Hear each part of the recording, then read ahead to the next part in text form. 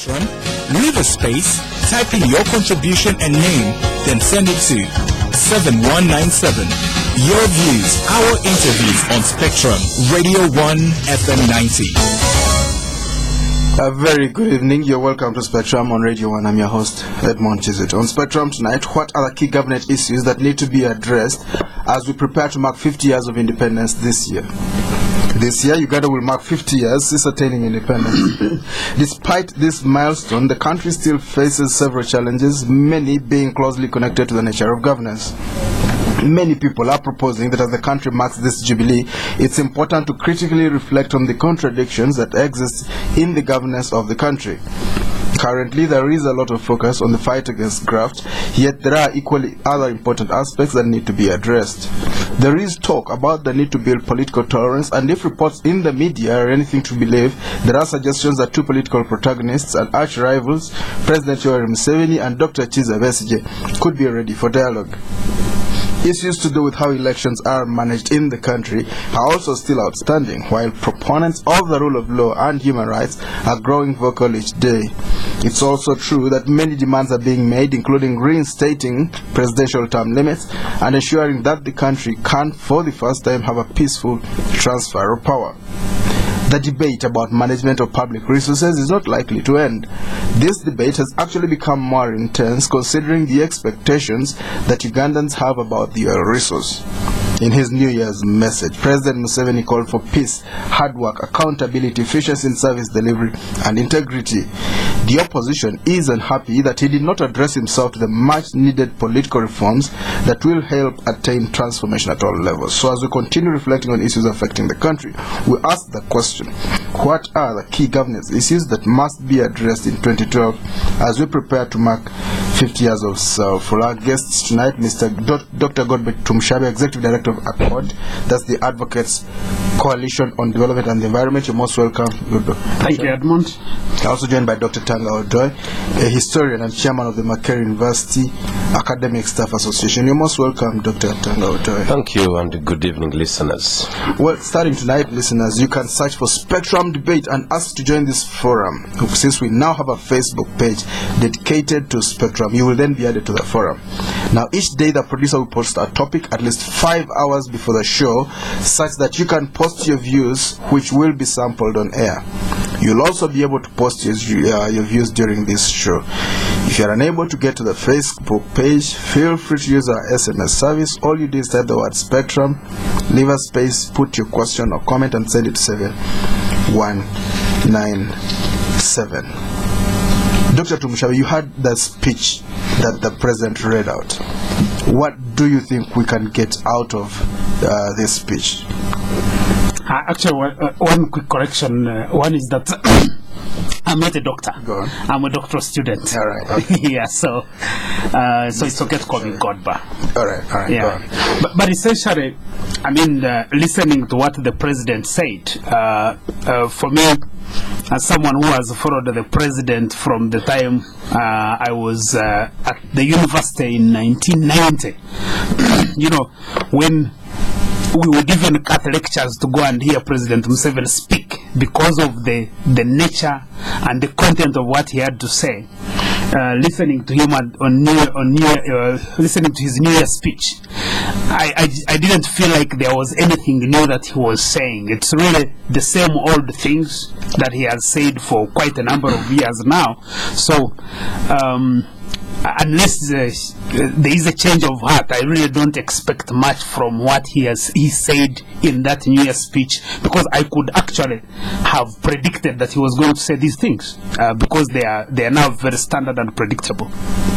What do you expect in reality? You see, where the country is now, you have to appreciate that this country is facing a governance crisis, in the sense that the politicians have failed to engage in a meaningful conversation on how you take a country like Uganda forward and provide leadership to the public service and other institutions of government. So you have a governance crisis that is here. You have an economic crisis. And you see, the president comes on radio and presents a picture as if the economy is doing okay, as if you just need to fix a few things for the economy to move forward. But actually, he fails to appreciate that there are very, very structural problems within the economy, both at the macro and the micro level. This country is faced with one of the biggest thefts in world history. Where public officials, political and civil servants connive to steal from the public resources. It's quite unprecedented in my view. And you see, the president is supposed to provide leadership, but he has ministers who have either stolen from the public or failed to discharge the responsibilities that he has assigned them as president. And you see, then he joins the Ugandans to lament about corruption. But you see, as a president, you have constitutional powers, you have political power, you have administrative powers. As a Ugandan and as a taxpayer, I expect the president to step forward and lead and provide leadership. That is not happening. Now, when you go to public services, I was in Ntunga, where I come from, over the Christmas break, and I was just having a conversation with some of my colleagues there, and they were talking about Itojo Hospital. I didn't get the opportunity to go and visit it.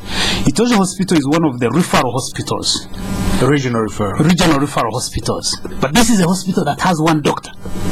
A regional referral hospital. And so when politicians talk, they will say, oh, we have introduced a nursing institute in Itojo Hospital. But you see, you can't introduce a nursing institute in a mortuary. It doesn't still make sense. And so for me, I think that I would have expected the president to actually be modest, and say, guys, we are faced with a crisis, but we can all pull together and move forward. And then he provides the leadership of, like, this is how we are going to move forward from here. I didn't hear that in that speech. Dr. Tanga, how much did you get out of it? How much optimism, if at all? Well, I think the first thing I must say, I think I appreciate what Godbar said. But the first thing I say is that I liked the president's peaceful tone. Maybe you think he's a man with the problems, but he was so peaceful in tone. There was less threats apart from the threats on the corrupt. And I think he was a jovial man. I really wanted that first. I looked at the president and I looked at No, I know. The thing is, you are faced with the problem. This country is bigger than a household. This is not a small issue. You are faced with all the problems that my colleague has enumerated. But when you are presenting it to your Ugandans, you must give them a sigh of relief that we have at least someone who is trying. Your children are waiting for food at home. You come with a bag of water and you're smiling. You better have a smile than to die straight away from the face. Go on. I like that. Go on. True, and to the point, we still have very, very big problems in the area of public services, especially the issue of hospitals. My sister-in-law was sick, actually, towards 24th. She was admitted. And I faced the reality of lack of Panadol in rural hospital. I think that's very true. We still have medical staff who actually present themselves, and you see, they have problems. They're actually saying, oh, at least chairman of Mwasa, you fought for your people and you got a lot. I hope you come back with something. And he really had nothing as well. The little I fought for is for retirement. So they actually look so pathetic. No, one thing is true. We must appreciate that we have so many problems, but we must identify key sectors which must be dealt with head on. Go on. One of it being the medical, the education field, the universities. The public universities must show a class apart from the private universities. You cannot tell me that I will actually be happy when someone is said to have swindled $4,000 when a professor who actually has done a lot for this country gets less than $3,000. I'm not very happy. So I think, less than $2,000. I think we have a problem, and we have to say, yes, Mr. President, these issues should be handled head on. These are the areas which you think you are succeeding in, but these are the areas we feel must be given a lot of attention.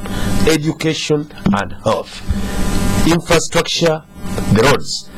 You cannot tell me that after 50 years, towards 50 years, you still have to airlift a body, someone's body, to his ancestral ground because the roads are not possible. Yes, the president has said it, and the country must appreciate. They have done a lot, but we can do better. Because if you go to the east, I drive on carpet up to home. But after Tororo to Soroti, I think you'll break down 4 times before you reach Soroti. So what we are saying is that even those who are given the contracts must be supervised properly. The corruption eating is not just at ministerial level. We are actually talking of a corruption, but then go to the districts. Yes.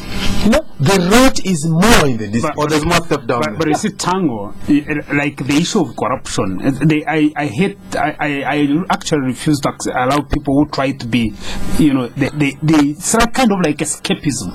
When we talk about corruption, then people quickly shift the debate and say there is corruption at local government. Yes.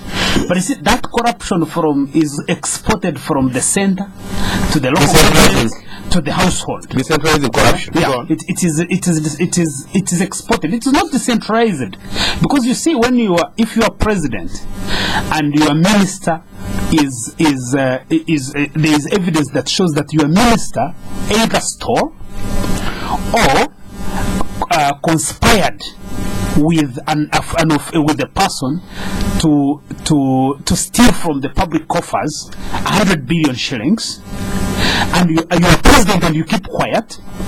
There are so many children from there who are listening.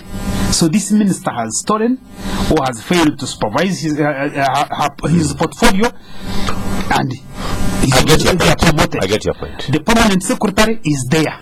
I always give the example of 2007, because that year, for me, I have never forgotten it. Yes. Where when the primary living examination results were announced, only 3.7% of the children who sat PROE had passed in grade 1. And 3 months later, President Museveni made the cabinet reshuffle and retained Namirembe Tamazire as minister. Was minister in 1979. Yes. Now, I wouldn't say that it was Namirembe Tamazire who is responsible for kids not passing. But should I disconnect? The fact that you are minister and only 3.7% of our children passing grade 1, pathetic, and then you are retained as minister, I think there is some level of responsibility, and as Ugandans we need to be able to say, Mr. President, we elected you and we pay you to do a job, and we need to do it, because I think I agree with him. I said it elsewhere just last week, I think this week, that we should actually look at the cabinet and make them perform, not by beating them, but by assessing and seeing their performance levels. Because if you are a minister and you have performed for 5 years and there's little that you have done, I don't see why they should retain you there. But what's the quality of our cabinet right now? Well, I have said it, and I will say it with all respect. This is a crowd. We have a crowd, not a cabinet. People are yearning to do something, and they have nothing to do. Does that block service delivery? No. I mean, let us get national ministers, not ethnic-oriented ministers, not religious-oriented ministers. Why do you make someone a minister from Tororo simply to be a minister of state for lands, and who does not know even what he or she should do within? But this is not America where things were. You have to appease constituents. No. We should move 25 years of power leadership. Okay? Yeah. You should not again rely on historicals. Yes. You know the historicals there. They should actually be with you to help you direct the country to where you want the country to move. Not that we should appease them because they are historical. They have already been historical. What haven't they done that we want them to do? Why don't you pick from Makerere the constituents? I actually advocate for my constituents every time. We have professors who should be consulted. The president by now should get a forum for vice chancellors of this country, both private and public universities, so that they actually brainstorm. What do you want the country to do? Where can we move? So that the vice chancellors, deputy vice chancellors, key professors guide the country. But we are not utilizing that. This is Spectrum listeners on Radio 1 tonight. What are the key governance issues that need to be addressed as we prepare to mark 50 years of independence this year? Our guests tonight, Mr. Godbar Tumushabe, Executive Director of ACODE, that's the Advocates Coalition on Development and the Environment, and Dr. Tanga Odoi from Makerere. He's a historian. He's also chairman of the Makerere University Academic Staff Association. You'll be able to call in and contribute to this discussion in the second half of our discussion. But I'd like also to tell you that we now have a Facebook page dedicated to Spectrum. You can search for Spectrum Debate and ask to join this forum. Each day, the producer will post a topic at least 5 hours before the show, such that you can post your views, which will be sampled on air. You'll also be able to post your views during the show. But if in case you are unable to access the Facebook page, you can use our SMS service. What you do is type the word Spectrum space question, message or comment and send it to 7197. Godbe, as I would like you to talk to us about what you think Museveni should have said. But first of all, picking up from corruption, an issue that came to me, to my attention today, someone grabbed 135 acres of narrow land that's in the Kawanda Research Station, December 30th, when everyone was on leave. Officials, they don't have an executive director, substantive at the moment. They destroyed gardens of beans, which were being researched upon high quality beans that are supposed to resist disease. What does that tell us about where we're going? It's right here in the capital. It's a research station. Agriculture employs 80% of the population. It doesn't have to be in the capital. You see, for me, I have stopped being surprised by these things, because you can only be surprised if it doesn't happen. Because in every corner of this country, where there is a public land, where there is a public property, it is being grabbed, and with the acquiescence of state institutions and with the acquiescence of top politicians, whether it is State House, whether it is ministers. The same story appeared in the newspaper, in the New Vision, about what is happening in Mabila, where people have moved in and started cutting down the forest reserve. And you see, when every time you talk about state failure in Uganda, people say no, there is not state failure. There is no state failure. State failure. There is state failure because the moment the state fails to enforce law and order, you have total breakdown of law and order, because the encroachment, the grabbing of land, the corruption that people steal from public coffers and they go scot-free, that is a breakdown of the state function, the state function. So essentially, those are outcomes of state failure. So state failure, it's not like you have a Somalia, all of a sudden everybody goes in chaos. No, you see the different elements of the state, the services that are supposed to be provided by the state. The state retreats from basic functions, and most importantly, the function of maintaining law and order. Law and order? Yes. Well, 2 policemen set up their own private police station the other day in Kawempe. I don't know. And the residents said it's not a bad thing, leave them to us. Uganda is a land of surprises. I think the first thing I must agree is that if really people go and destroy acres and acres of beans, an experimental farm, not beans for food but for experimental, because we are moving into a blossoming population. So we must actually try to do our best. This is where the respective ministries should come up. But they want to build houses there. But what I see is that if really the Minister of Agriculture intervened, the police intervened and arrested these people. Well, the police was on the side of the encroachers, apparently. Then we get to know where these guys come from. This was very unfortunate. Even the cutting of land, in Mabila was quite unfortunate. Because where are we going? Is the country ending tomorrow? Do you agree with state failure? Do you have state failure? Well, I think state failure is too alarming, but there are issues of... You are in RM, so you want to be... No, I don't want to say, because I'm supporting of the government, I should actually buy into everything bad. I must say, reality, this is wrong. If you go and destroy Kawanda, that one is wrong. Yeah. And if within Kampala you cannot actually apprehend this and put him in prison, then what about outside Kampala? So I think the long arm of the law should take it. These guys should be arrested. If you see what was happening in Mabila, I think that was also unfortunate. We must at least preserve something called Uganda. And this one does not actually, we must all get concerned. Where does the problem come from? Where do we see this I think there's that issue of apathy. Problem. There's that issue of apathy, there's a lot of fear. People people in Uganda. Or even fear the president. No, there's some attacking his minister. No, there's the president is saying a prayer. There's a kind of syndrome. People just have fear. I come from Makerere University.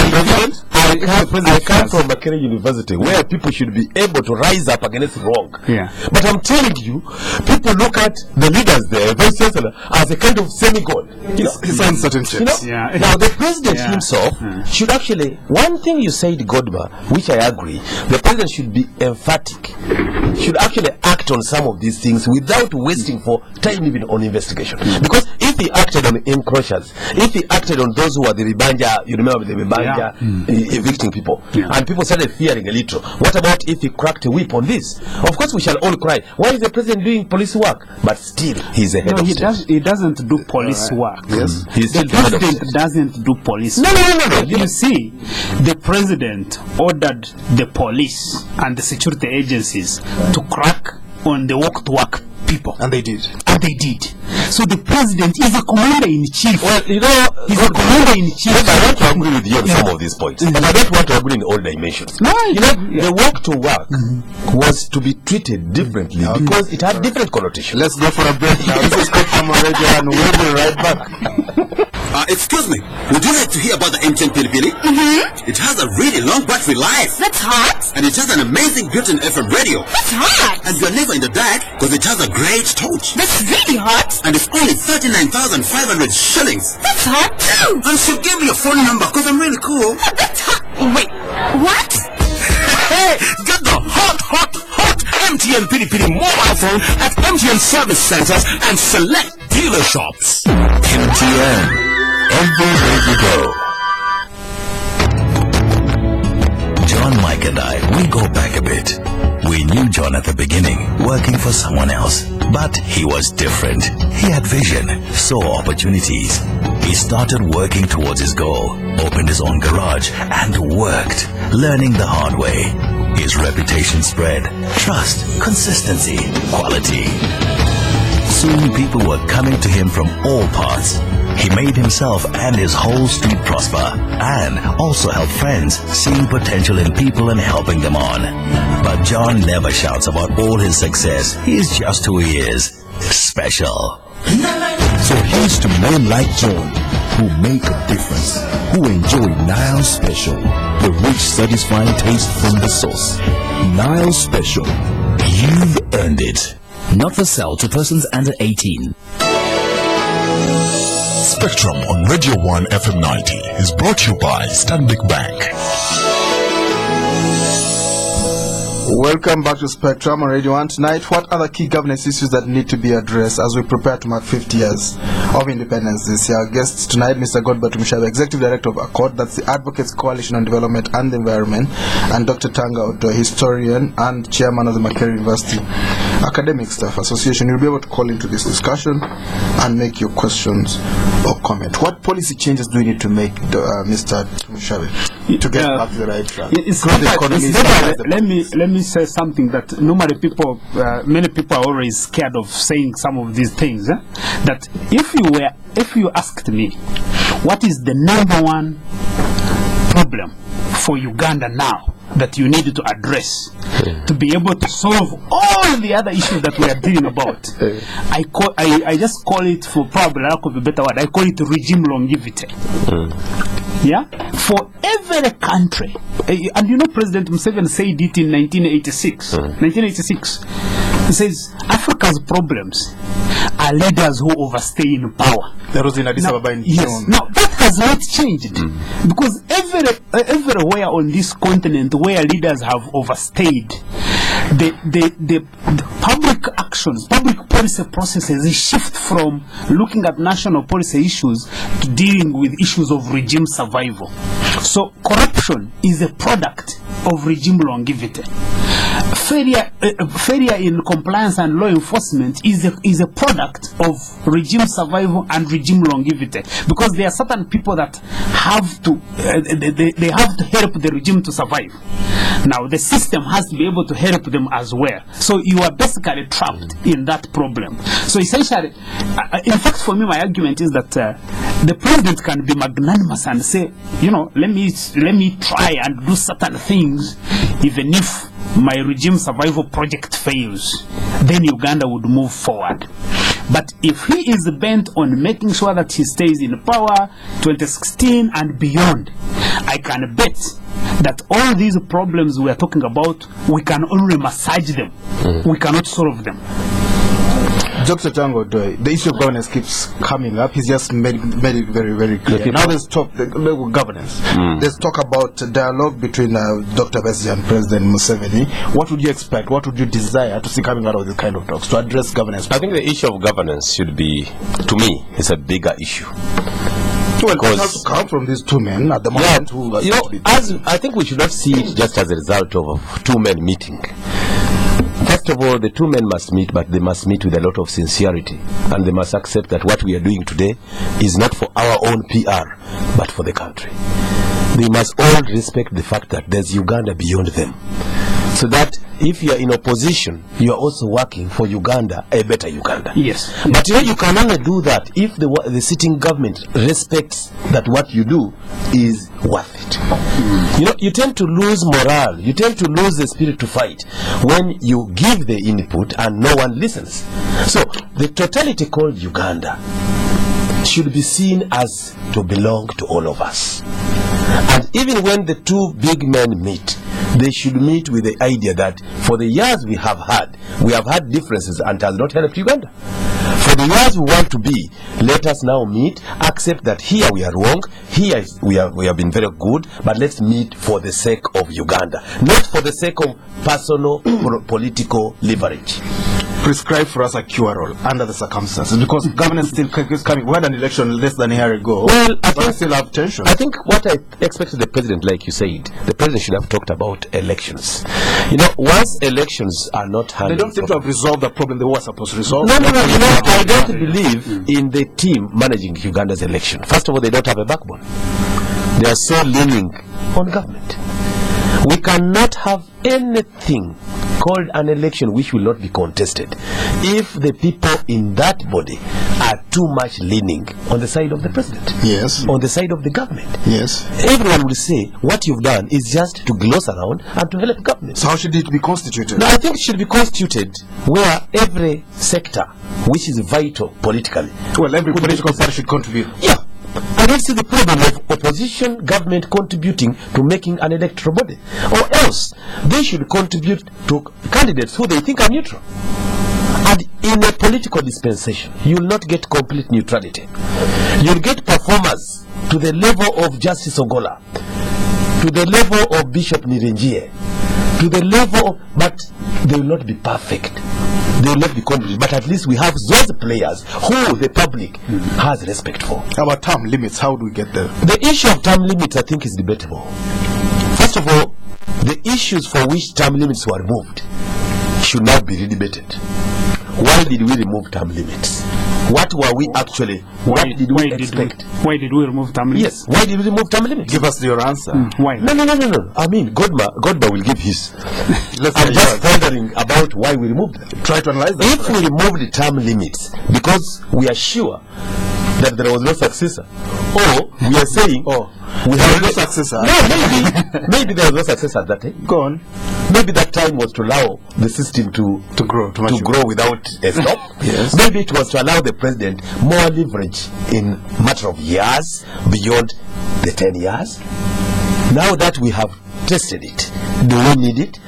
Every policy issue must not be contested only, but must be evaluated. If you do something, say for 5 years, make an evaluation. Was it a good policy?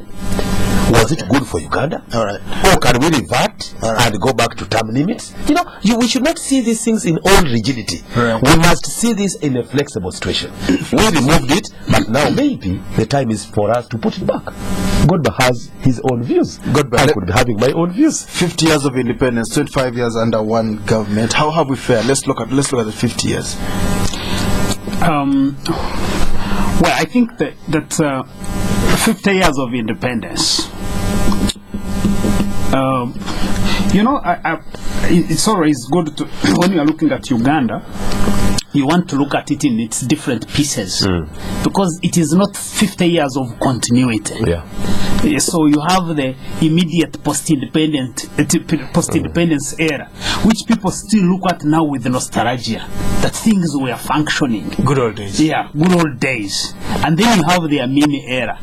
The Amin era is one of mixed fortunes, in the sense that you have this guy who vests a certain level of brutality on the citizens that we had never witnessed before.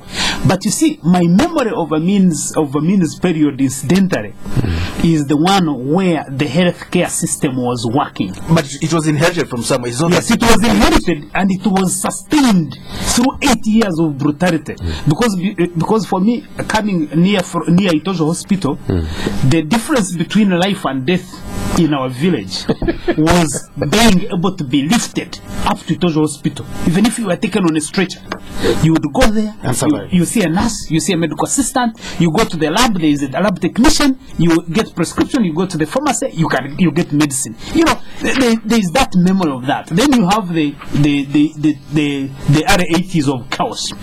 But what I've been saying is that the moment NRM came to power in 1986, for the first 10 years, they established a new record of performance, where you could actually, the progress was predictable in terms of economy, in terms of governance, in terms of social indicators improved. So I have been arguing that NRM is either fortunate or unfortunate, because within the first 10 years of its being in power, it established a record against which it has to be judged. The president always tries to refer us to Amina and Obote, which I think for me is completely irrelevant. The record of the NRM in the first 10 years was so great that the NRM's performance is judged against that. And when it is judged against the first 10 years, then the 10 years that follow have been a disaster. Because what has emerged is the uncertainty in all aspects of our society. In terms of democracy, you are uncertain.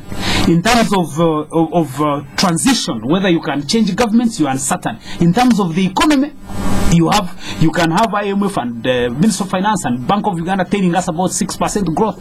But if you are a parent who sends his kid to the primary school where I went, called Rahanga Adventist Primary School, for the last 20 years, from 1990, I have the results, the PRO results on my desk.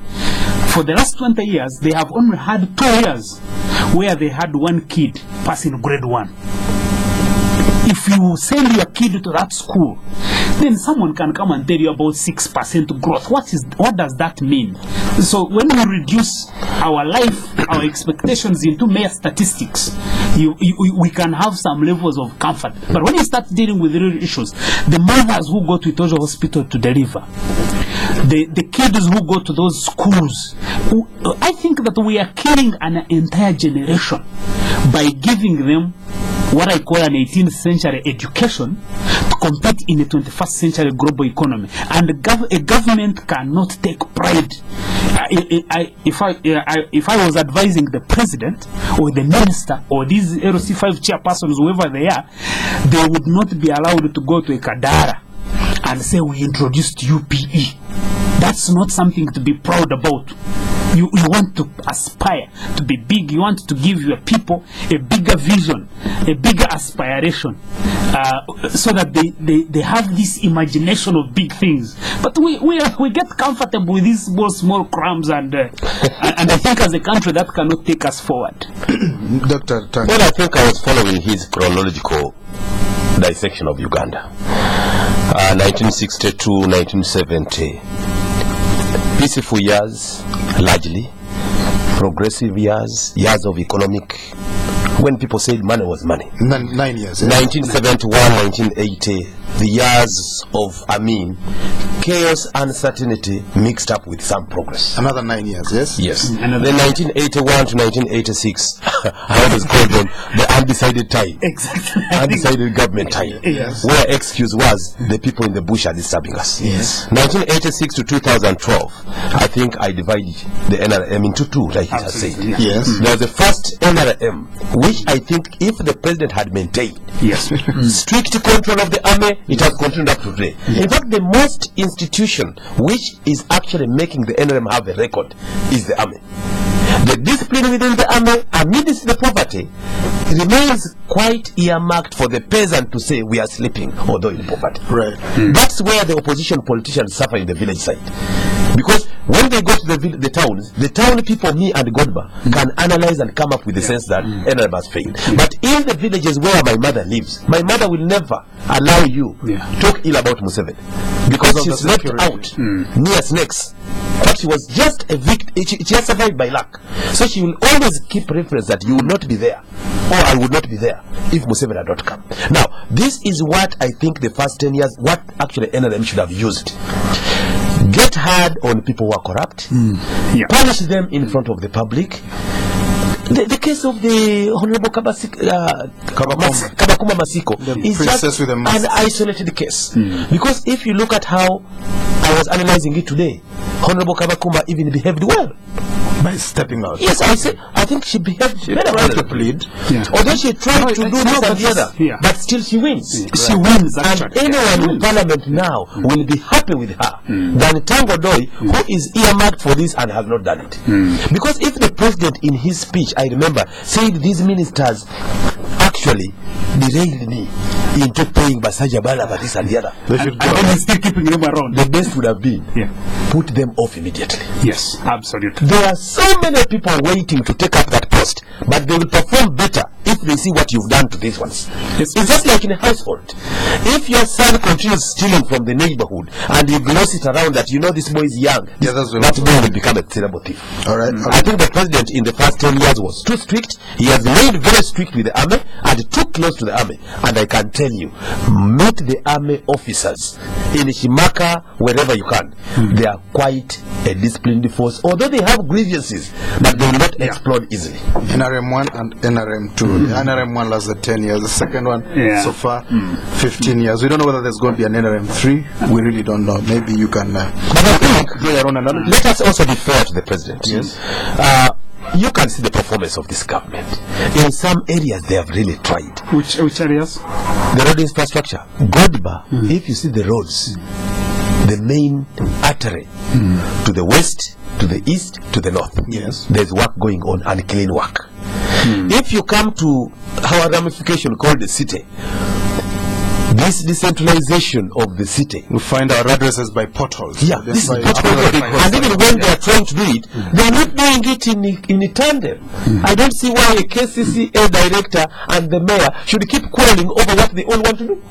The mayor has a constituency, you also have your own constituency. Sit together, allocate duties, let the mayor show that it's working, and the city grows. But you see, Tango, you and I, who saw the KCCA legislation, know for certain that this is what they would get. I'm sure even government knew that this is what they were delivering. Let's hear from the listener, but very briefly, Dr. Mr. Godbar Tumushabe, 68% is an improvement from the last election. Why do we see so much tension? Policemen everywhere. Explain that to us very briefly. The president won with a bigger mandate, but there's more tension than after the last election. I think that I want to agree with Tango that whenever we talk about some of the failures that we are talking about, we should not forget to give President Museveni his credit that he has been able to do a number of things.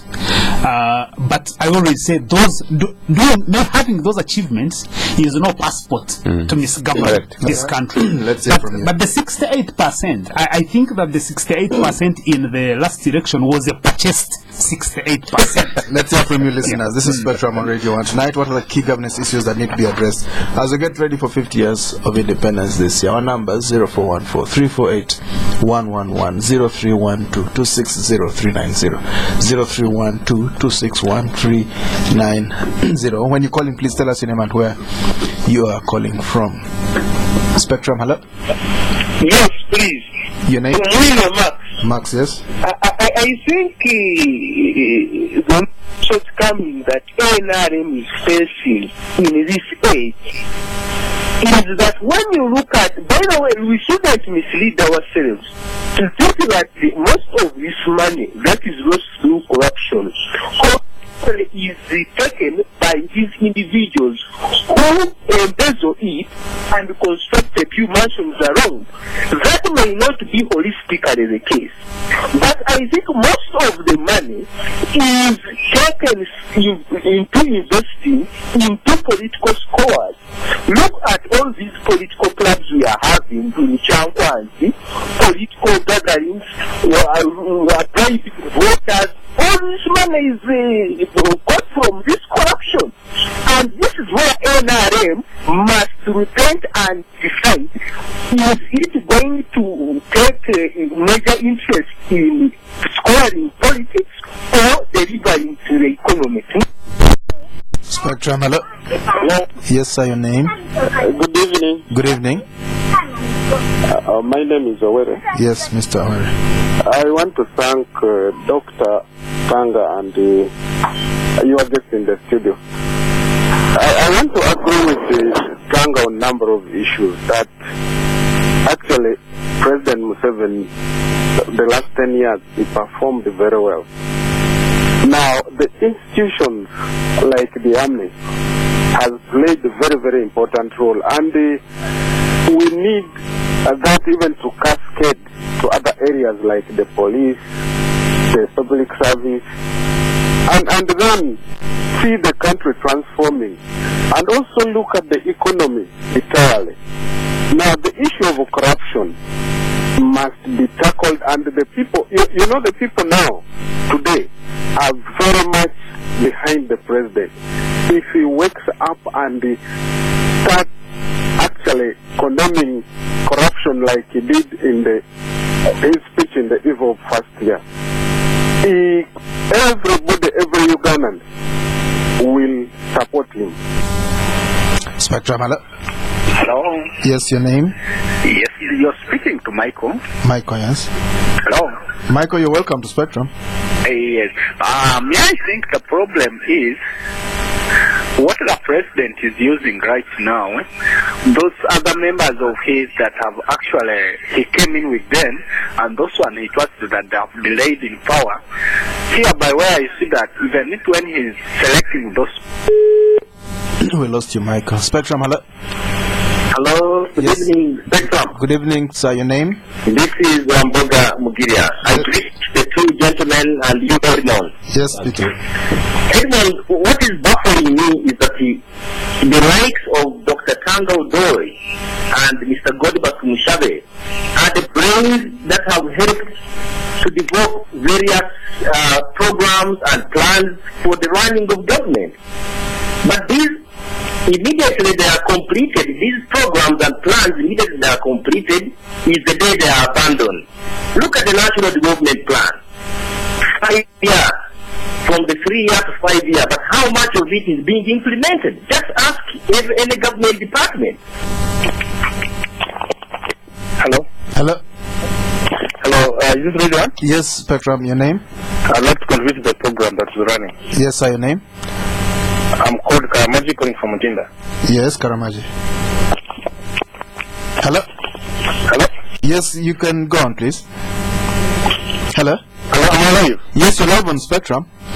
Yeah, this is Karamaji calling from Mujinda. I'd like to thank you, Edmond, for bringing those two gentlemen, because they deal with the data, so for them they speak the truth, unlike the politicians that you always bring from straight out. The man from Makerere, doctor, speaks the truth, although he's in RM, but because he deals with data, so he does. Of course, Mr. Godbar deals with data, also he speaks the truth. My issue is about corruption, and corruption, I want to speak about one point just this road from Mbarara to Katuna. It is the president recently, when he was giving his end of year speech, he said that he has just realized that it will cost Uganda twice as opposed to the cost of Rwanda. These are things that have always been written. I don't know why he has taken long to realize this. But I thank him that because he has directed that an evaluation to take place. But I like to say just two things about this same road. One thing is that I bet the cost is double as compared to the cost of Rwanda. But after the construction is complete, I want us to compare the cost of works per kilometer. You'll find Rwanda has done some great work compared to Uganda. And also, as work progresses, I want us to be comparing. You'll find that Rwanda is taking less time in doing quality work than Uganda will be taking. All right. One final caller. Spectrum, hello. Hello. Hello. I'm called Steven and I'm calling you from Skinton. You're calling you, mister? I'm called Steven and I'm calling from Skinton. Yes, Steven. Thank you very much for bringing those two gentlemen. I like the nutrients you have brought into Switch off your radio, walk away from it. Your radio. I like the nutrients they have brought into the studio, apart not like the usual Kintu Nyagos that you always bring and they are always supportive of one side. But to go straight to the point, how come that money is being spent, government money, everybody is referring to the president, that the president okayed this, the president okayed this. Somehow every other money that is being spent in larger sums and the corruption deal, you hear people referring to the president. Is the president is he the one that is like giving the final signature to corrupt individuals? That is something that I don't understand. Let's get back to the studio. Dr. Tanga, Odoi. Thank you very much, callers, and thank you for appreciating our open talk. Well, colleagues or listeners, we feel we have Uganda. We do not need to differ a lot on what we should say about what we know. I think I agree with the callers. Largely the issue of corruption is being touched by each and every caller. A sign that it is actually eating into us. It's a cancer which we must fight head on, and all of us. Yes, Mr. Were, to prevent the president started well, true. The army as an institution, true. The army, amidst odds, the army still performed well. We should emulate it with the police. I think this is what I've been saying. Every time I go to Shimaka, I admire those officers and how disciplined, how smart they are. I even always request them, why don't you visit the university where I work, so that people know the army is not riffraff. The army is made up of people white. Then if you see the army, why don't you do this to police? Why do we have to wait for the police? Why don't we say, officers, you are going to have 3 months away from home, and we are going to give you this kind of lessons, professionalizing even the police. I think the attempt by the army is quite okay, and I think the president's involvement with the army shows you where his heart lies. And secondly, anyone who has been studying the history of Uganda, it has been lack of control of the army, which is at the center of the crisis we've had for years to see. And I think that's where we still get a bit of positive. No, I hear Tango. I mean, each one of us, I think, as citizens, you get impressed with the UPDF. The level of discipline that they have exercised. But you see, when you go deeper into the analyzing the trends, I remember not so long ago, one senior retired army officer told me and said, if you want to see where Uganda is moving in terms of politics and governance, you have to see the configuration of the army. So, and he raised this issue which I had not even reflected on, that all the major divisions of the UPDF were commanded by the PGB then. So in other words, Presidential Guard. Yes. now you have the special forces. So if you look at the configuration of the army, you'll find that the regular UPDF are commanded by the officers of the special forces. Yes. Now you can even find that even the police, the senior police officers are members of the special forces. So you are looking at the configuration. So if you are analyzing where Uganda is moving in political terms, you have to look at that configuration. Even when we say we congratulate the president about the army, you have to see how does that help Uganda move forward, or how does it help him? Is it a good thing having a lead force leading all these successes? No, because this is the point. It's the point that I was raising, that where the situation we are in is a situation of regime survival. Now, if you are a president, and it doesn't matter whether you are President Museveni or President Tanga or President Godbar, it's fragile. You have to configure those forces around. You think it's a fragile scenario? I think it's a fragile situation, and how we harness it, to build the country, move forward, is a major challenge. Let's hear from what some of you listeners say. Text messages first before we move to Facebook. There's need for urgent structural reforms in all government departments. Otherwise, stagnation in service delivery is a must. That's Robert Mugumia. And Patrick says, Spectrum, Tanga Odoi, you are right. You are right. We need national parliamentarians based on education and level of competence. Look at Moses Ali of Ajumani. Spectrum, Museveni's cabinet ministers think getting allowances is their major preoccupation. Malinga was always quarreling over allowances for over 5 years. I'm not saying it's true or not. Vincent Manja says excessive power to Ugandan presidents is our Achilles heel, without addressing which all efforts to deliver the Pearl of Africa to the promised land of political, social and economic prosperity will be just a pipe dream, a fantasy, a wild goose chase. Term limits of the presidency should be back, and President Museveni should retire yesterday for God and my country. That's Vincent Manja on Facebook. Ronald Mohinda again on Facebook. Uganda is celebrating 50 years of 6 military coups, a growing population that is poor, hungry, angry and disenchanted, 50 years of donor dependence, human rights abuses, unabated sectarianism, growing social inequality and destruction of Uganda's prestigious natural resources. Economic growth was witnessed, but it's currently in turmoil and the future looks bleak. Uganda at 50 needs massive structural changes that the political class will not undertake because they risk their survival and relevance. We need to start afresh. Dr. Odoi, as we wind up. I think, Wamboga, it is true we must be able to be used where we can. Mr. Karamaji raises a very good issue. The road from Bara to Katuna. Tomorrow we shall actually be able to compare which one was done better. I think that warns the Minister of Works that he must actually maybe cross the other side and see how the other people are doing it better or faster, so that he's not actually in the limbo. We have to go. And of course the terrain in Rwanda is more difficult. And then there's a question which we can't answer. I Godbar can answer. Stephen, why is the president the one to sign everything? I think that one needs the president's advisor. Maybe another time we'll talk about that. We have to go. Thank you very much. Godbar, you wanted to say something very briefly. I wanted to say that there are two problems that I think we are confronted with. One is that the president has tried to put his hands on each and everything. That actually, I always describe it as retail politics. Retail politics. We'll end on that note. Thank you very much, Mr. Godbar Tumushabe, Executive Director of ACODE, the Advocates Coalition on Development and the Environment. Thank you for coming to Spectrum.